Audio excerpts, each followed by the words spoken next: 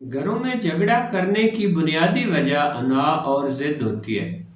एक कहता है ऐसा होना चाहिए, दूसरा कहता है ऐसा नहीं होना चाहिए। एक कहता है ऐसा क्यों हुआ, दूसरा कहता है सही हुआ। एक कहता है ऐसा नहीं होगा, दूसरा कहता है ऐसा होकर रहेगा। एक रस्सा, एक किनारे को एक ने पकड़ा होता है, दूसरे किनारे को दूसरे ने पकड़ा होता है, दोनों खींच रहे होते हैं। इस रस्सा कशी में कभी एक जीत जाता है, दूसरा जख्मी सांप की तरह दोबारा से हमलावर होने के मंसूबे बनाने लगता है, तो कभी दूसरा दूसरा ऐसा कर रहा होता है। इस बहस के दौरान जो जीत जाता है वो प्यार हार जाता है, लेकिन अनाज जीत जाता है। जो हार जाता है वो जीतने वाले से मोहब्बत तो नहीं कर सकता। बताएं ऐसे में मोहब्बत कहाँ बाकी रहती है?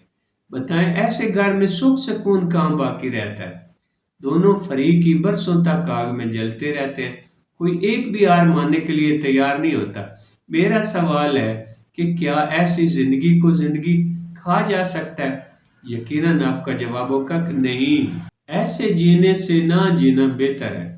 क्या आप मुझसे इत्तेफाक करेंगे कि ऐसी जीत जो घर को जहन्नम में बदल दे, इससे हार बेहतर नहीं जो घर को जन्नत में बदल दे?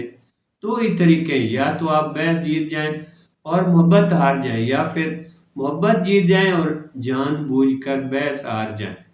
बताएं कौन सा सौदा मंजूर है? जो भी आप अपने साथी से इख्तलाफ में फंस जाएं तो लफ्ज हाँ कहकर तनाज़े का अंदाज तब्दील कर दें। गैर इख्तलाफी बातें करें, जैसे मैं इत्तफाक करता हूँ, हाँ हाँ बिल्कुल ठीक है, बिल्कुल दुरुस्त, मैं भी ऐसा ही सोचता हूँ। ऐसे शख्स से बहस वैसे ही बंद हो जाती है। जो जवाब के चक्कर में अपने बाजू के कप ना चढ़ाना शुरू कर दे। हाँ अलबत्ता कोई मामला ऐसा है जिस पर साथी को ख्याल करना जरूरी है, तो कुछ देर बाद जब साथी अच्छे मूड में हो, गैर इख्तलाफी तरीके से बात करें, यकीनन वो मुत्फिक हो जाएगी या हो जाएगा।